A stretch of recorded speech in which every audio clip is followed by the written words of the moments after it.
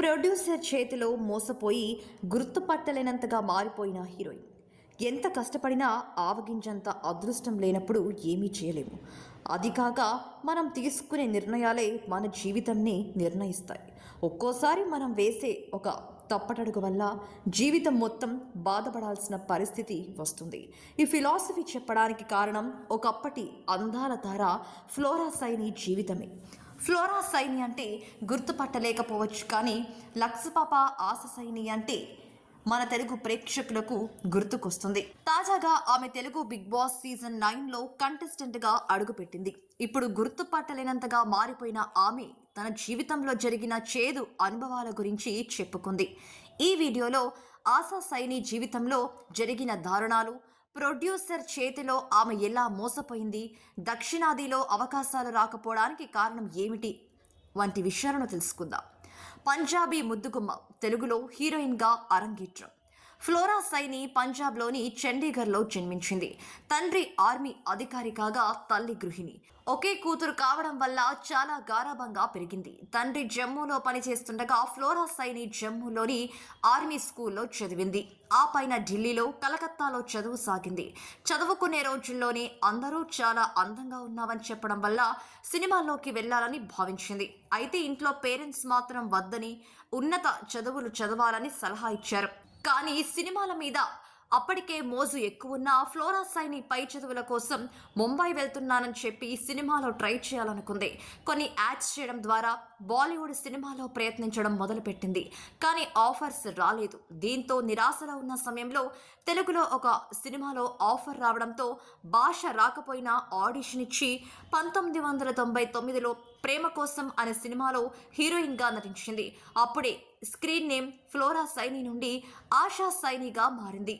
ఈ సినిమా పెద్దగా ఆడకపోయినా ఎక్స్పోజింగ్ వల్ల ఆ తర్వాత రాజేంద్ర ప్రసాద్ గారి అంతా మన మంచికే అనే సినిమాలో ఛాన్స్ వచ్చింది. కానీ ఆ సినిమా కూడా ఫ్లాప్ అవ్వడం వల్ల తెలియని భాషలో చేయడం కన్నా హిందీలో అయితే కెరియర్ బాగుంటుందని భావించి బాలీవుడ్కి మకాం మార్చింది. అలా మిథున్ చక్రవర్తి హీరోగా వచ్చిన సబ్సే బడా బేమన్ సినిమాలో నటించిన ఆ సినిమా ఫ్లాప్ అయింది. ఇంకో సినిమా చేసినా అది ఫ్లాప్ అవడంతో మళ్ళీ హైదరాబాద్కి షిఫ్ట్ అయింది ఆశ. రాజశేఖర్తో మనసున్న మహారాజు, శ్రీకాంత్, వడ్డే నవీన్ నటించిన చాలా బాగుంది, చెప్పాలని ఉంది, సర్దుకుపోదాం రండి అంటూ వరుసగా సినిమాలను చేసిన ఆమె సెకండ్ హీరోయిన్గానే పరిమితమైంది. బాలకృష్ణ నరసింహానాయుడు సినిమాలో లక్స్పాప పాట మాత్రమే కెరియర్కు ఉపయోగపడింది. ఆ సినిమాతో ఆశా సైని కెరియర్ మారిపోతుంది అనుకున్నా అది జరగలేదు.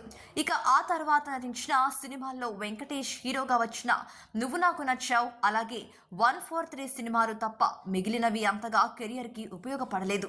ఇక అటు తెలుగు, తమిళ, కన్నడ భాషల్లో సినిమాలను చేస్తున్నా పెద్దగా ఆశా సైనికి కలిసి రాకపోవడంతో మరోసారి బాలీవుడ్లో ట్రై చేయాలని భావించింది. ఐశ్వర్యరాయ్ వంటి వారితో సినిమాలను ప్రొడ్యూస్ చేసిన గౌరవ్ జోషి ద్వారా బాలీవుడ్లో స్థిరపడాలని ప్లాన్ చేసుకుని అతడికి పెళ్ళై పిల్లలున్నారని తెలిసినా అతడితో సహజీవనం చేసింది. ఇక గౌరవ్ జోషి విషయం ఇంట్లో తెలిసి భార్య విడాకులు ఇవ్వగా ఆ డిప్రెషన్లో మద్యానికి బానిసగా మారిన గౌరవ్ జోషి సినిమాలను తీయలేదు. అతని ప్రొడక్షన్లో సినిమా చేయాలని అనుకున్న ఆశా సైని అతను సినిమా ప్లాన్ చేయకపోవడంతో తరచూ అతనితో గొడవ పడుతుండడంతో అతను ఆశా సైనిని కొట్టి శారీరకంగా హింసించి ఒక గదిలో కొన్ని రోజుల పాటు నిర్బంధంలో ఉంచాడు. ఆ తర్వాత ఆమెను బయటకు గెంటేయడంతో ఆశా సైని బాలీవుడ్ లేడీస్ మ్యాన్ అయిన సాజిద్ ఖాన్ వద్దకు చేరింది.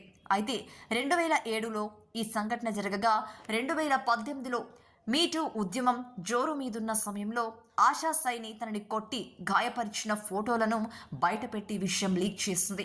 తనని గౌరవ్ జోషి హింసించాడని, అలాగే సాజిద్ ఖాన్ తనని పెళ్లి చేసుకుంటానని చెప్పి లైంగిక దౌర్జన్యం చేసినట్లుగా ఆమె చెప్పుకొచ్చింది. అయితే ఈ విషయాలన్నీ ముందే ఎందుకు చెప్పలేదు, ఇంత గ్యాప్ ఎందుకు తీసుకుంది అంటూ విమర్శలు వినిపించాయి. నిజానికి సాక్ష్యాలు ఉంటే పోలీసులకు ఫిర్యాదు చేయాల్సింది అంటూ విమర్శలు ఎదుర్కొంది. తమిళ ఇండస్ట్రీ నుండి బ్యాన్. దక్షిణాదిన తగ్గిన అవకాశాలు. ఈ గొడవలన్నింటి వల్ల అటు హిందీ ఇటు దక్షిణాదిన సినిమా అవకాశాలు తగ్గిన ఆశా సైని చాలా వరకు విదేశాల్లో జరిగే ఈవెంట్స్కు వెళ్ళేది. అలా ఒక ఈవెంట్ కోసం చెన్నై నుండి వెళ్తుండగా తప్పుడు డాక్యుమెంట్స్తో తమిళ సినిమా షూటింగ్ కోసం విదేశాలకు వెళ్తున్నట్లు చెప్పడంతో ఆమె ఎయిర్పోర్ట్లో దొరికిపోయింది. అలానే ఆమె మీద పోలీసులు కేసు నమోదు చేసి విచారించారు. ఈ ఇష్యూ వల్ల తమిళ సినిమా ఇండస్ట్రీ ఆమెను బ్యాన్ చేయగా కొద్ది రోజుల్లోనే ఆమె తప్పు లేదని కోర్టు తీర్పు ఇవ్వడం జరిగింది. దీంతో మళ్ళీ తమిళ ఇండస్ట్రీ ఆమె మీద నిషేధం ఎత్తివేసినా ఆ తరువాత నుండి ఆమెకు దక్షిణాదిన సినిమా ఆఫర్స్ తగ్గాయని చెప్పొచ్చు. ఇక బెంగాలీ అంటూ చిన్న చిన్న సినిమాలను చేస్తూ ఆశా సైని కెరియర్ సాగుతుండగా చేసేదేమీ లేక బోల్డ్ వెబ్ సిరీస్లలో చేస్తూ యూత్లో క్రేజ్ సంపాదించుకుంది. 47 ఈ అమ్మడు ఇప్పటికీ పెళ్లి చేసుకోకుండా సింగిల్గానే ఉండిపోయింది. ఇక మళ్ళీ తెలుగులో అవకాశాలను పొందడం కోసం తెలుగు ప్రేక్షకులకు దగ్గర అవ్వాలనే ఉద్దేశంతో బిగ్ బాస్ సీజన్ 9లోకి ఎంటర్ అయ్యి మనకు ఎంటర్టైన్ చేస్తుంది. సైలెంట్గా తన ఆటతో మరోసారి తెలుగు ప్రేక్షకులకు తానెవరో గుర్తు చేస్తున్న ఈ ముద్దుగుమ్మ బిగ్ బాస్ కోసం రోజుకి 1,00,000 దాకా రెమ్యునరేషన్ అందుకుంటుంది. ఆశా సైని నటించిన సినిమాల్లో మీకు నచ్చిన సినిమా ఏంటో కామెంట్స్లో తెలియచేయండి. ఈ వీడియో మీకు నచ్చినట్లయితే లైక్ చేసి మీ ఫ్రెండ్స్ అండ్ ఫ్యామిలీస్తో షేర్ చేయడం మర్చిపోవద్దు. ఇలాంటి మరెన్నో ఇంట్రెస్టింగ్ అప్డేట్స్ కోసం మన తెలుగు డెస్క్ ఛానల్ని సబ్స్క్రైబ్ చేయడం మరవకండి.